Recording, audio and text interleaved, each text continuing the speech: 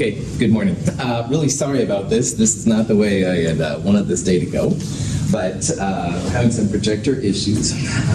I sent out a request to help support, so we'll see. Maybe somebody will come in and help or not, but whatever. Regardless, I'm glad to have you here, especially since today is one of those weird days where daylight savings time is so much fun. Today at 1:10 p.m., problem set 6 is up. We'll talk about it. I want you to ask all the questions you can think of. We'll then take quiz 6, last problem set and last lab, last problem set, last quiz, if I might say. And then we'll do the Kinetics 2 lab. So there's no labs due today or anything like that. The Kinetics 2 lab is an extension of Kinetics 1. We will do the first trial from Kinetics 1 with 5 milliliters of everything but 10 milliliters of water, but we'll do it at different temperatures. And unlike Kinetics 1, where you had to get 2 trials within 20 seconds or so, this one is one-stop shopping. As long as at the end of the day, as temperature goes up, your time goes down, good to go. Questions, that kind of stuff? The projector, Francisco, is not working this morning, so we're going to improvise here. If you have lecture notes from what we'll talk about, that's awesome. If you don't, we'll just kind of wing it through. Cool. Good morning, Joseph. The projector's not working, so if you have lecture notes for chapter 21, get them out and check them out. But we'll kind of figure this out as we go through. So, any questions? Anything except why we have daylight saving? I mean, any questions about chemistry? All right. So on Friday, I left off on a really important concept that I want to talk about a little bit. Scientists, especially physical scientists, are always wondering, like, what's next? How will this happen? And most of the time, it's about energy processes. And when you do a reaction, you want to get energy out at the end. And what scientists have found through something called the nuclear binding energy is a way to graph like all of the isotopes turning one into the other. Now, all of the binding energy reactions are much higher energy than all the other reactions we've looked at so far. So acids and bases making water, woohoo, a lot of heat. No, that pales compared to what this is. Or sodium and water, which has always been one of my favorites, woohoo, a lot of energy. Even that pales compared to this kind of energy. So when you want to think about the future of the world and stuff, binding energy is actually one way to do it. And at the end on Friday, we went through an example where we talked about the binding energy for deuterium. Deuterium is hydrogen 2. And hydrogen 2 is hydrogen with 1 proton. The atomic number is 1. Remember, that lower left number is what defines an element. So if you change the 1 to a 2, you make it helium, for example. So all hydrogen isotopes will have a 1 right there. But deuterium is a little bit different because it has a neutron. And a neutron plus proton is what this number is called, which is called the mass number. Most of the mass of the element comes from the protons and the neutrons. So they call it hydrogen 2. It has 1 proton, 1 neutron for a mass number of 2. And what we did on Friday is we looked at the mass difference when you take a proton, which is actually the right proton, and a neutron. And this is the kind of equation you want to use for binding energy. You're making an isotope, so you're making hydrogen 2 in this case, but you make it from the raw protons and neutrons. So, like, for example, in lecture, we're going to talk about an example making phosphorus 30. Well, that would come from 15 neutrons and 15 protons. So you take the, oh, hey, good gentlemen, welcome. Oh, you're the saviors, man. I am so tech-enabled, I'm just hopeless, man. No big deal. Yeah, so do whatever you need to do. It's turning on, but it doesn't, I don't think this part is connected to up there. Okay. Thank you guys for being here, IT saviors. So anyway, for those of you who just walked in, we're obviously having some tech issues, so these cool gentlemen are here to hopefully help me out here, man. So this binding energy, Protons plus neutrons making your isotopes. All right, that's how they work. And what we talked about on Friday is how you can find the energy, for example, of our deuterium, hydrogen 2, and you can find mass, and you can find the mass of the proton and neutron. But when you take the proton and neutron and add them up, they're actually bigger than the mass of the deuterium. And this is so counterintuitive because of everything else in chemistry that we've talked about. Because in chemistry, it's always about balancing mass, right? Oh, gentlemen, you are so freaking awesome. Thank you. No problem. Thank you. So I don't know what that happened, man. But Well, so it's just this pad has to talk to this over the network, and it lost its network connection. So this will boot up on its own here in a little bit. Just let it do its thing. For now, though, you can use a hacky. Guys, thank you so much. Have a good day. All right, thank you so much, guys. I really appreciate that. I'm so lost without my text, though. Anyway, thank you, guys. All right, so here's the exact calculation. All right. Is Gino's open yet? No, I'm just joking. Just say no, kids. So anyway, we're making deuterium 2, hydrogen 2, and we're making it from raw protons and neutrons. And so now I can actually show these numbers, which is just fantastic. This is the mass of deuterium, all right, something that can be measured with a mass spectrometer. This is the mass of a proton, and this is the mass of the neutron. And on Friday, I showed how this is a real problem for chemists because, whoa, we should have mass going in equals mass going out, which is some of the stuff I babbled about in Chem 221. But on this level, you don't. And as it turns out, change in mass, change is always final minus initial, you're losing mass. All right? And that's kind of embarrassing for me because we spent so much time, Chem 221, balancing reactions and stuff like that. So this is initially an issue until, let's see, I don't know what's working at this point, so we'll see. Until, thankfully, Einstein came along and figured out why there was a mass discrepancy. And you may have heard about E equals mc squared. Technically, it's delta E equals delta m c squared. C is the speed of light. We used it in Chem 221. It's a number that you'll need in this section, 2.998 times 10 to the 8th meters per second. And please make sure you use the 4 sig fig version. Now, the number I had earlier, this number, I changed to kilograms. And in science, a kilogram meter squared per second squared is equal to a joule. So when you're using Einstein's equation, turn your grams per mole into kilograms per mole. That's the only weird thing. And what Einstein realized, is that you can, at this level, turn mass into energy. So let's stop there for a second. All right, you know I like Star Trek, and in Star Trek they have the transporter. All right, people beam down on the planet and stuff like that. That theory is basically what Einstein was talking about because they're turning people into energy and then somehow reassembling them on the surface back into the people. So you're turning the mass into energy, beaming it down, and then somehow making them go mass again. Now, that's obviously pretty far beyond our current technology, shall we say. However, it's pretty easy, as it turns out, to turn a mass part into an energy because you get a lot of energy out. This is 10 to the 11th joules per mole.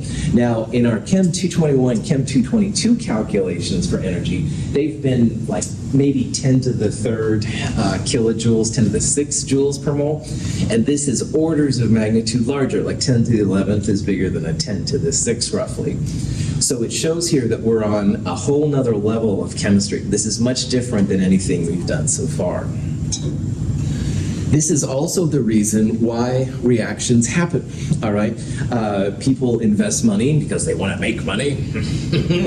Well, Mother Nature doesn't get money, but Mother Nature does want to get energy out. And Mother Nature gets a lot of energy out when she does these kind of transformations.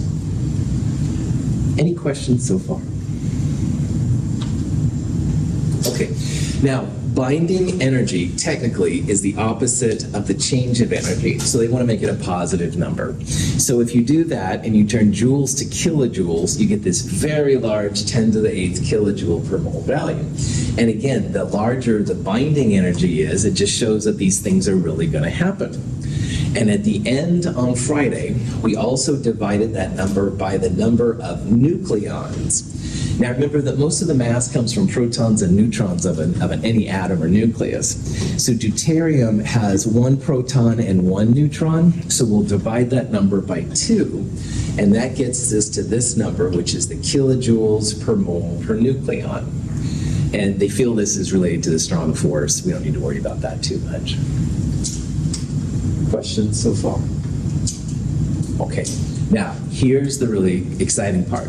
Scientists have mapped the binding energy versus the mass number for graphs like this, and they find it's kind of a curve. Okay, so here's our deuterium. It's about 1.08, all right? So this is times 10 to the 8th kilojoules per mole per nucleon, whatever. But notice how some of the isotopes get really, really high. And as we talked about at the very end on Friday, iron 56 is the high point of all the isotopes. After iron 56, the energies start to decrease like that, and they go down. Now, in a little bit, we're going to talk about fusion, and we're going to talk about fission. And those are nuclear energy ways to get stuff out of atoms. And the heavier atoms are the ones they use for fission. They want to be more like iron 56. So we're going to see that fission, at the end of the day, makes these atoms closer and closer to iron 56. On the other hand, fusion is an energy source that's starting to be developed. Fusion is going to use the lighter elements down here, and then they'll become more like iron 56. So it's pretty interesting. But on top of that, more than anything, iron 56 is literally the maximum.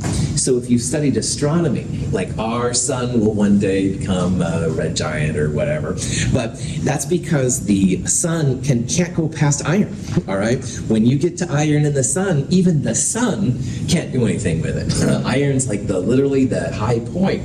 And when you get there, then you're kind of stuck, so. Okay, so knowing that, all right, thermodynamically, iron 56 is the last spot where you can make transformations. All right, after iron 56, either direction, the elements are kind of stuck.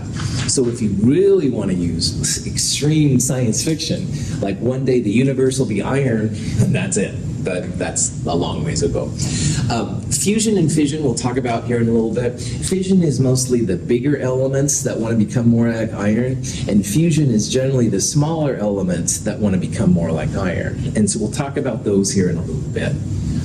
And for all of these things, if you're worried about a universe which is nothing but iron, because we're all, remember, carbon, hydrogen, oxygen, nitrogen kind of stuff, the kinetics of these reactions, super, super slow. And we talk about how the heavy elements have like 1 billion years of a half-life, which means it's 1 billion years just to get down to half and another billion to get down to a quarter, blah, blah, blah. So it's super slow. Any questions? Okay. One thing that's kind of cool to know, this question we did on Friday too, but I want to do it again. It says, which one has the highest binding energy in this list? All right. And there's a couple of things you could do. Number one is you could actually look up the different binding energy values, and they're on Google and stuff like that. But remembering that iron 56 is the maximum, what you can do on the periodic table is just look for the element which is closest to iron, to number 26. And as we talked about, nickel is definitely closest, like thorium is way down by uranium, helium and lithium are pretty small. So nickel would be the best guess.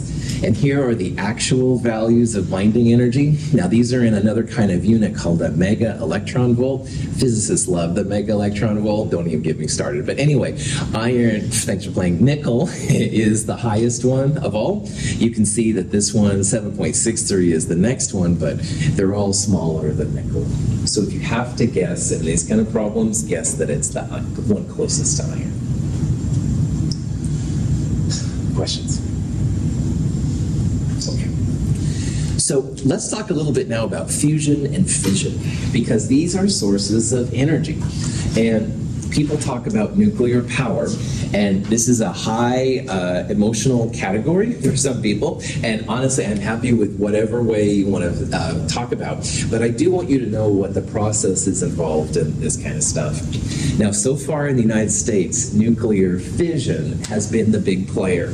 So we're going to start with fission.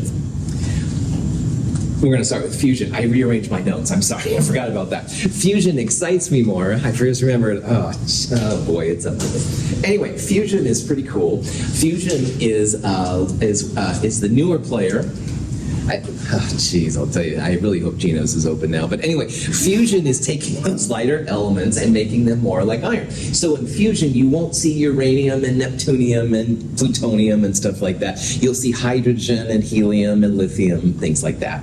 And fusion is actually a really cool kind of process. It's the energy source that's used by the sun, all right? So it's well done. Now, in the United States and the world, fusion is a very high energy process, and only recently has technology advanced enough that they've started to get more energy out than they put in. And I'm super excited by this, as we'll talk about. Fusion is a very clean energy, all right? So if you look, for example, at this fusion reaction, which is what they're trying to do, they're taking a deuterium and a tritium, which is another isotope of hydrogen. They're making helium and a neutron. Okay, so, something bad happens in the fusion reactor and it shuts down. Hey, no problem. Don't breathe it in. It's going to be pretty high-powered energy, helium, and you're going to have some hydrogen, so no smoking, but no smoking in the lab anyway. Very clean, all right? Fission's going to have messy products. We'll talk about that in a little bit. So fusion is seen as a cleaner source of energy. And if everything was being equal, fusion would be a better alternative. But again, the problem with fusion, really high energy, it needs something called plasma, and we'll talk about that here in a little bit. And plasma is something you have to have at very, very high temperatures with magnetic fields and stuff like that. So one day, hopefully, we'll all say, well, in the late 21st century or the mid 21st century, fusion became the dominant energy source. Woohoo! But we'll see. Now, plasma is a fascinating thing. We've talked so much in this class about solids, liquids, and gases, and on the Earth, those are the dominant phases of matter. However, there is a fourth state of matter called plasma, all right? And when you think about not the Earth, but the universe, plasma is by far the most dominant form. Plasma is what the sun essentially is, and lightning here on the Earth, and solar flares, and jazz like that. Fire. Now, the what? Fire. Fire is getting closer to it, but it's not high enough energy, actually, yeah. So if you were to make, Lucas, a super, super hot fire, then maybe it would be close, all right? But generally speaking, you need even warmer temperatures than that. It's really interesting.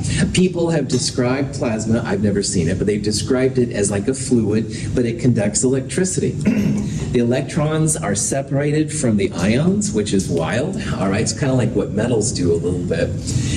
Very difficult to control, all right? However, when you look at the universe, like I said, it is the dominant form. Like in the Earth, it's a little island of non-plasma, while the rest of the universe is essentially things. So when you see solids, liquids, and gases around you, it's actually kind of an anomaly. These are some examples of plasma. So again, things in the suns, definitely. If you've seen the eclipse, or you're maybe going to go see it here pretty soon, there's the corona is essentially a plasma ejection. Solar wind, stuff like that, auroras. So anyway, it is something that exists. Lightning is probably the most common for us, all right? Lightning supposedly is a form of plasma that arcs down to the Earth. However, now, who knows if my sound is working? Oh, shoot. Well,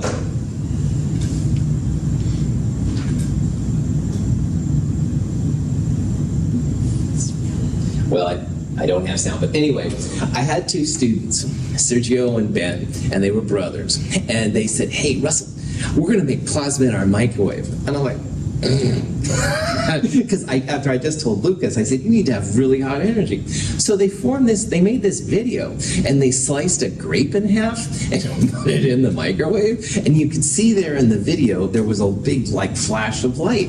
And I thought, oh, come on. Well, I looked into it, and again, knowing that I'm not a plasma expert, I saw enough things that made it suggest that maybe that was a plasma flare. Now, I don't recommend that you do it, but what they did is they took this grate, I'll show it again, they split it, and then they put a cup over it. So you can see then they're cutting it up, and they're just like putting half of it there, and then they put a cup over it, a glass, it had to be glass, that's right, and then they put that over, and they turned the microwave on. And there's a lot of controversy about this. Is this plasma? But no one can really explain it. There's obviously a huge amount of energy coming out of that grape. I don't know. But anyway, I thought it was kind of a fun video and stuff, so I showed it. Questions on that? Give me a second. I'm going to see if I can get my volume back here real fast. I don't know if that's going to be possible. No, it doesn't. Yeah. Looks like we're stuck here. Just give me 1 second. All right.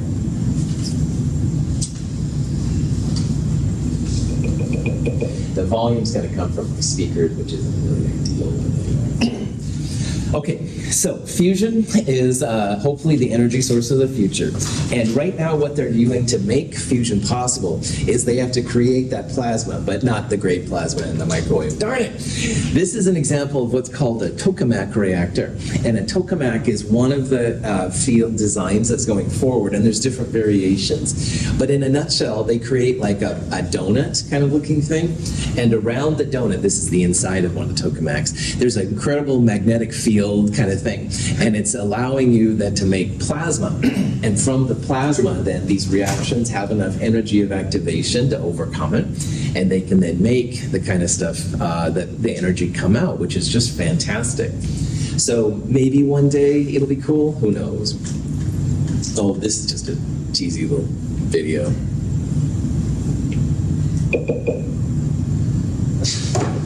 Boy, I'm just having a fun day here.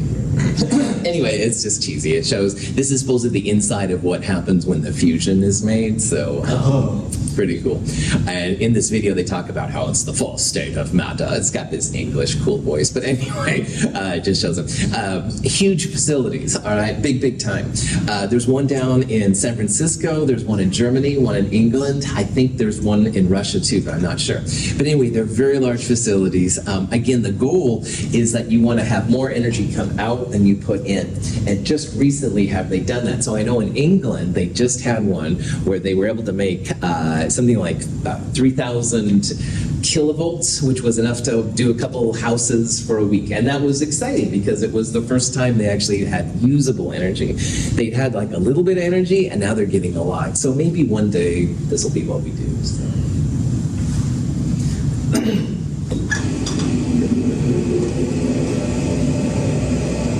59 megajoules. I was off by a little bit. This is the plasma. This is a video that they showed, and this was the inside of it. So this is very, very recently kind of things that have happened, and pretty cool. So we'll see what happens, but again, one day I'm hoping that that's good. Here's an example. They're using some kind of laser to ignite it and stuff. Again, huge energies of activation, and unless you overcome that barrier, you can't get to the other side and get the energy out. But again, they are starting to get more energy out than they put in, so go science. In the nuclear fission of uranium-235, a neutron collides with a uranium atom, causing it to fission into 2 smaller nuclei. On the average, 3 neutrons are emitted for every U-235 atom that divides. Last night at the Oscars, the Oppenheimer movie just swept, and I was impressed. But anyway, if you get a chance to see it, everything that Oppenheimer mostly was talking about, that whole movie, was fission, the other process. So fusion, we saw, was lighter elements wanting to become more like iron. Fission is taking the heavier elements and making them more like iron. So you're going to have bigger atoms break down into smaller atoms. This is uranium-235. That's one of the big players of fission. And what they do is they blast a neutron into it. The neutron is literally like a bullet, and it breaks up the bigger atoms into smaller atoms. So in this reaction, which has been studied a lot, there's a krypton that comes out and a barium. And also notice that for every 1 neutron you get in, you end up with 3 neutrons out. So nuclear fission has been a more accessible form of energy for a long time. The first commercial nuclear fission thing was in 1960s in Idaho. There's a little museum there if you're ever out there. It's kind of a cool thing if you're nerdy like me. But anyway, that was the first commercial nuclear fission. Now, of course, nuclear fission is also used for bombs and stuff like that. I was about to say, like, it makes more neutrons come out, and those hit more, and then it continues on. You bet. That's exactly it. They call the neutron a neutron trigger. It's kind of like a bullet from a gun, if you will, but nuclear fission style.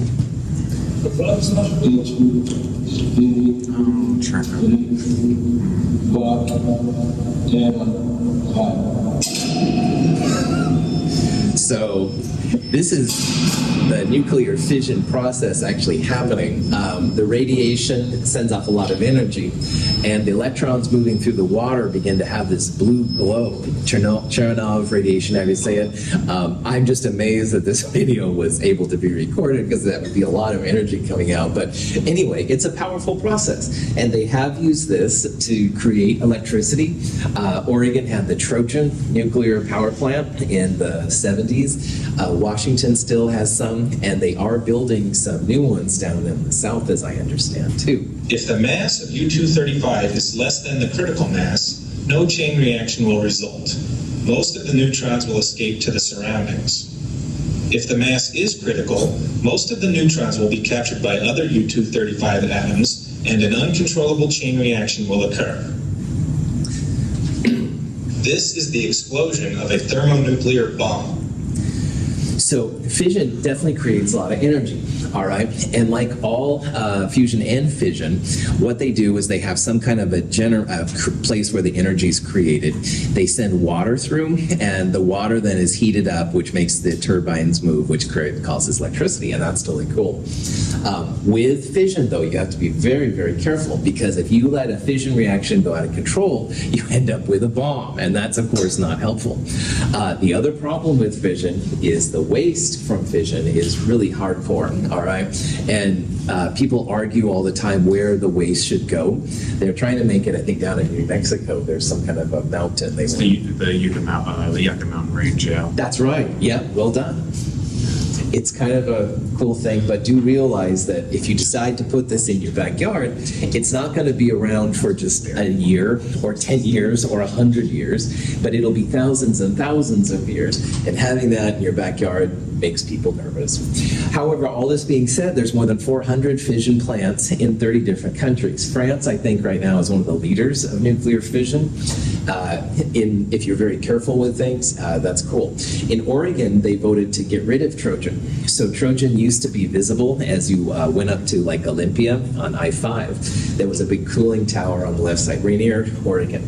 But they took it down. There's a little commemorative kind of thing there. So anyway, it's something that you can think about. The thing you're talking about on your way to Olympia, my dad was actually there by one of the times when they were taking it down. So he has a picture in his garage about it. Side note. Nice. I wish, looking back, that I would have been there, because it sounds like it was pretty dramatic and stuff to see it. That makes sense. Your dad's cool. Me and my family, when I was younger, were once going to the beach, and we were going in this country area, in like Oregon. And I looked in the distance, and I could see the familiar shape of like one of those smokestacks for a nuclear reactor. Wow, that's crazy. That might have been one that they took down. But Could be. Those big smokestacks are the cooling towers. They used to just pump the hot water like into the river, and it killed the fish from heat, thermal death. And so those areas are thermal reservoirs just to let it cool down a little bit, as I understand, before they put it in. So the actual funky part is usually in a separate building right next door. So anyway. Located in the nuclear core of a fission reactor are fuel rods, moderator and coolant fluid, and control rods. Each fuel rod contains tiny pellets of uranium dioxide. In these hundreds of fuel rods, Fission occurs, producing an average of 2.5 neutrons per fission reaction. The fuel rods are surrounded by water, which acts as a moderator by colliding with the neutrons and slowing them to a low thermal level. The water absorbs the thermal energy, which is used to drive a steam turbine to generate electricity.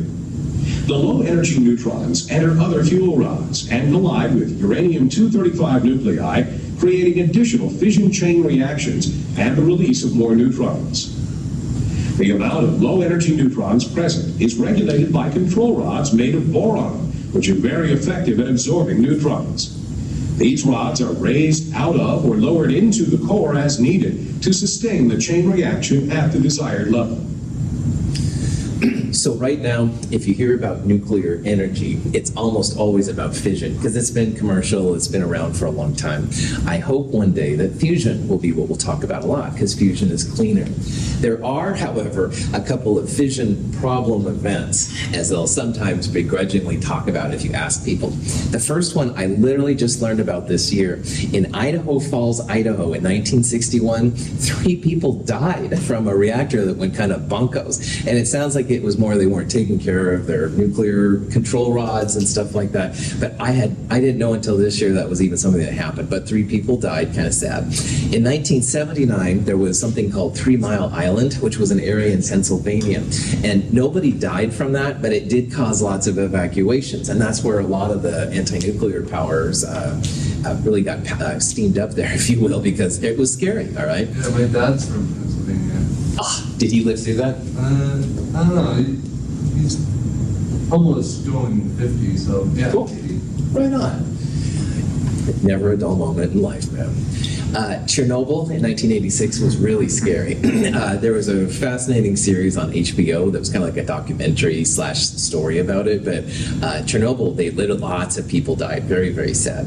In 2011, Fukushima in Japan was an area that they had a meltdown. There was a tsunami and it wiped out all their control systems. Kind of sad. But also, another place right here in our own backyard is Hanford, Washington. So if you go up to the Tri-Cities, east of here, about 3 hours or so, Hanford is a big place where they actually developed a lot of this stuff. And I did visit there this last summer, which was really fascinating. They showed those control rods and stuff. Man, it's amazing. But the problem with Hanford is that they have all this waste still built up, and the waste sometimes leaks. I can see the Columbia down from where the original one was and stuff. So yeah, if you ever get the chance, Hanford does have free tours. It's really fascinating to go through.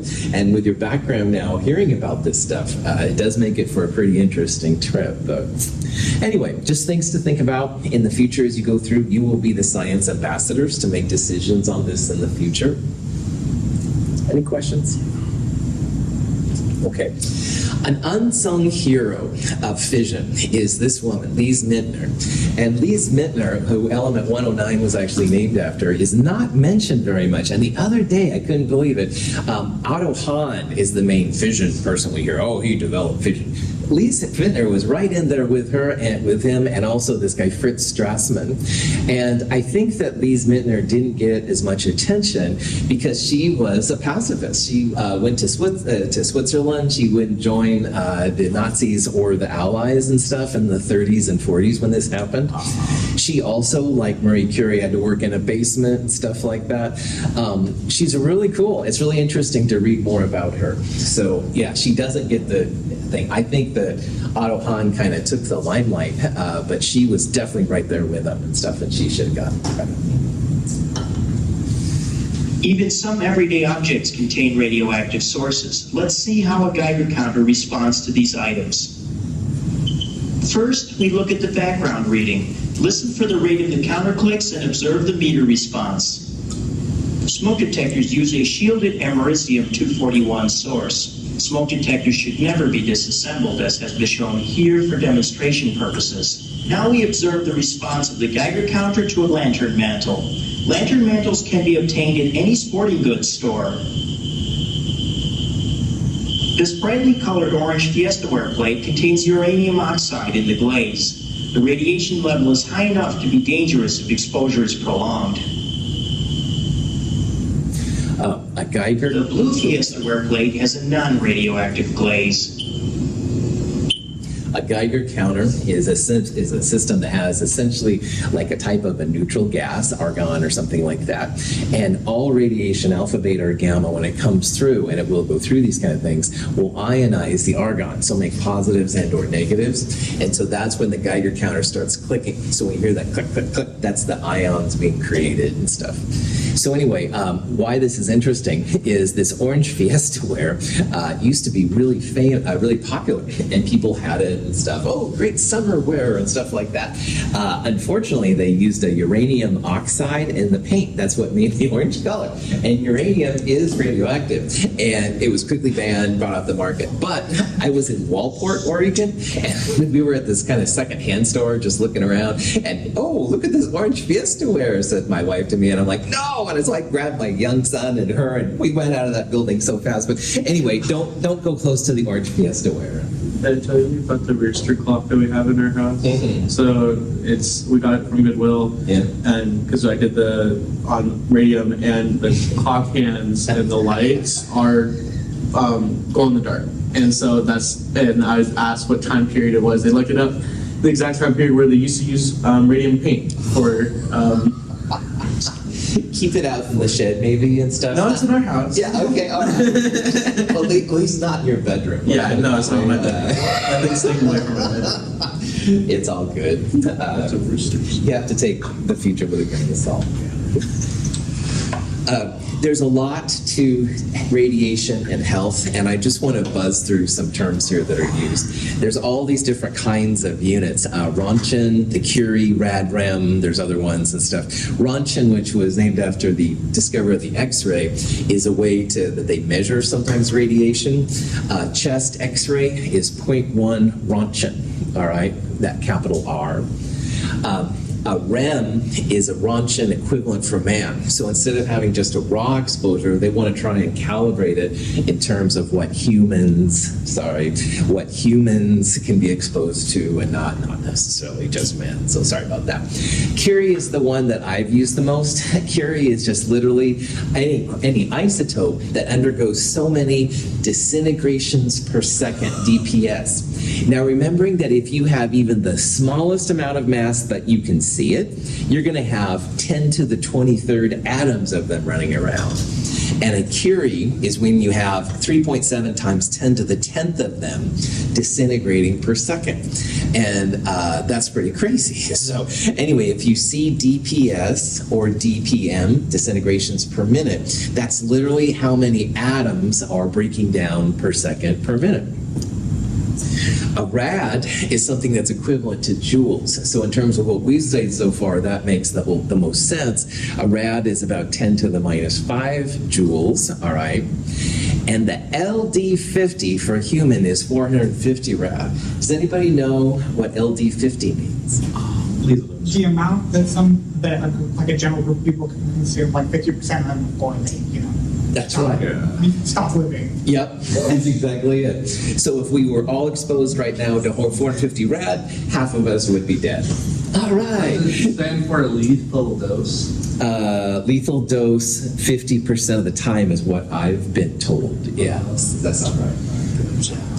So anyway, there's LD50s for all kinds of things, cyanide as well as radiation and stuff. So here's a question that I think is really important to remember. We should try to live as radiation-free as possible. And I've had a lot of people say this. So let's look through these lists. Yes, all radiation is bad. It's best to have no radiation exposure at all. Already incorrect. Yes, but we gather some radiation exposure naturally through geological processes in the Earth or from space, so some radiation exposure is natural and normal. C, no, we can trust the government. Thank you, Ron. I'm not even going to go any farther than that. No, I want to be like Peter Parker, Spider-Man. All right, probably that's not realistic. And no, I want to be like Bruce Banner. He really got gamma rays, not radiation. Anyway, the punchline is here B, all right? You don't want to be like right next to radiation. That's why I told Donovan to move the clock out of his bedroom. There's a glass on it, but yeah. As I said, I would get the clock out of your bedroom if it's in there and stuff like that. Sun radiation, though, is normal. All right, right now we are getting radiation. The sun. You bet. Like, The sun, the earth coming up, the sun going down. I mean, we're used to some, okay? So it's not like horrible end all, and there are some good uses of this kind of stuff.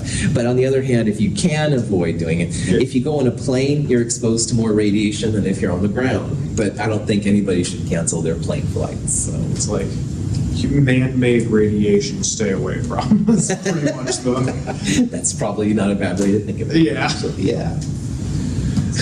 Questions? All right. Now, making the heavier isotopes is another part about chemistry. How do you make like the seaborgiums and the meitneriums? And so one thing I wanted to talk about was how you can use linear accelerators and cyclotrons to make this kind of stuff happen. Now, if you see the Oppenheimer movie, his good friend was Lawrence. Lawrence was a cyclotron chemist. Lawrence would spin this thing around and it would make the things. But in a nutshell, both of these, you have to speed one of the atoms up super, super fast and then slam it into another atom. And if you have a good enough detector, you can then detect the heavier kind of things that are pulled off from the side. The most famous one probably of all of these is CERN in Switzerland. Yeah, it's like a mile long. It's like this circle kind of thing. It's just crazy. And they're detecting not only new elements, but they're also seeing the subatomic pieces, the quarks and stuff like that, which is really cool. When you look at the periodic table, all of the elements had to be made somehow. And a lot of the earlier ones were just smaller stars that exploded and then they got to us. But the question is, how do you get the ones past iron? And this is an area now where science is really looking into these things. And most of these heavier ones come from like supernovas that were happening. Some of them come from cosmic rays that are blasting. Merging neutron stars is apparently one of the sources of the elements. Anyway, it's an ongoing area of investigation. Like, how do we get, especially the elements past iron? Like up to iron, you know, it's pretty chill. But after iron, there had to be some kind of higher energy process that made it happen. One term I found really fascinating is something called a kilonova. And this is two neutron stars that literally smash into each other. Neutron stars are the leftovers after supermassive stars are done. But if the neutron stars themselves crash in, then you may be able to make a lot of the post-iron elements on the Earth, which is just wild. So this is kind of a cool area of science that people are looking into. So. My main MC, Alpine Cat. With the serendipitous B.O.B. That's the big drop. This teaching is one of this lab's main themes. It's the place that introduced me to physics with beams. They accelerate nuclei, the protons and neutrons at the centers of atoms. We call them nucleons. Protons define the element, its chemistry. Neutron numbers affect elements with subtlety. They define the isotopes, and with effort they hope to make some that no one's ever seen before in that scope. So you know the elements from the periodic table, but this other version highlights isotopes that are stable. The isotopes we know are on a diagonal track, and at first glance, I thought it looked pretty whack. But as you get away from that stable nucleus line, there's radioactive isotopes we don't usually find on Earth, because the nuclei prefer to decay into more stable isotopes that toss some particles away before they can. The teams here check out their dynamics, measure masses in lifetime, and study their mechanics.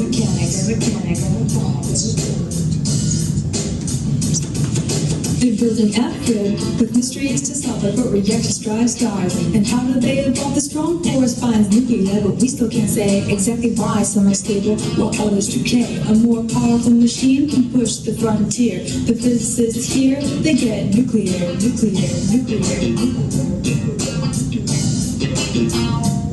So let's say you were making a new kind of nucleus in F-ray, a plant facility that's long been discussed. The starting atoms, they're just ordinary stable isotopes. They're easier to store and carry. You strip off their electrons for a charged state. They zip through electric fields made to accelerate. Then you slam them into something. We call it the target. 5% of your nuclei are gonna really hit it. Those that do will be different from your starting crew.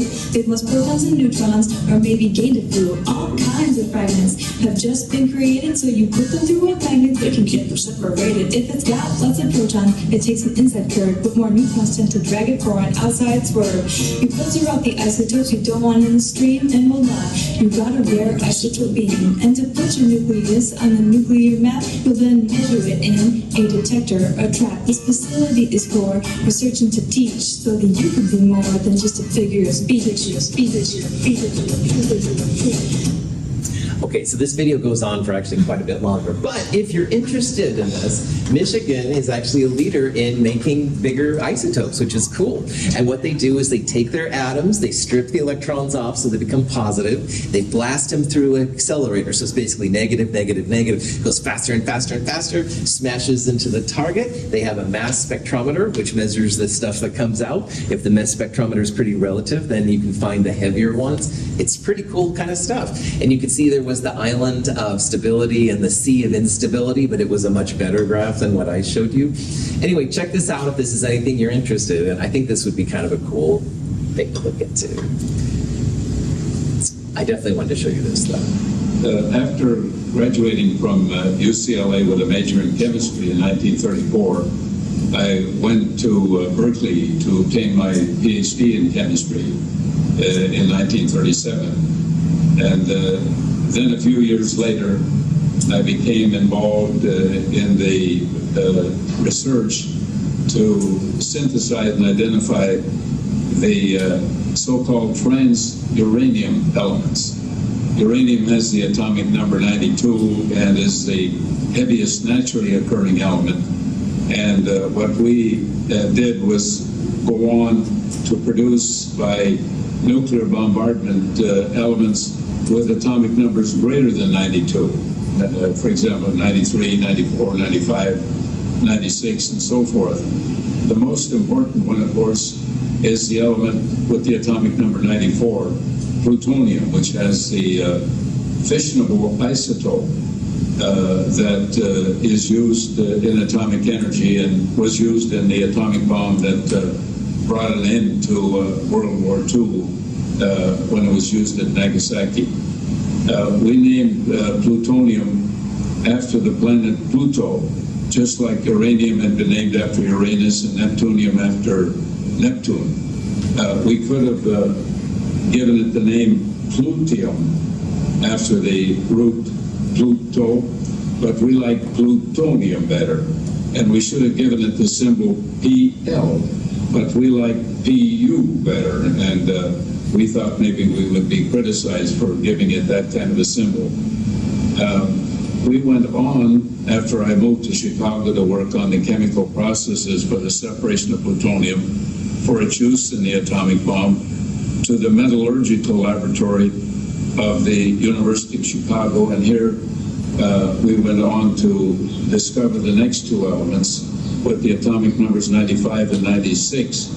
And in order to do this, we had to predict the chemical properties using the periodic table, but the form of the periodic table at that time was wrong, and I changed it and created the actinide concept for placing the heaviest elements in the periodic table. For this, I received the Nobel Prize in 1951, so that shows you how easy it is to do work that would give you a Nobel Prize. Suppose you, okay, I'm running out of time. Seaborg was a powerhouse. He was basically the person that did all the nuclear stuff. They have an element named after him. He got the Nobel Prize. He's awesome. Carbon dating was the next part. I was going to talk about carbon-14. It's got limitations when you get too far on it. But anyway, that's really it. Oh, and there's another thing, whatever. That's really it for this chapter. Thank you for being patient with me this morning while I was having some tech issues. I will see you today at 1:10. Have a great day.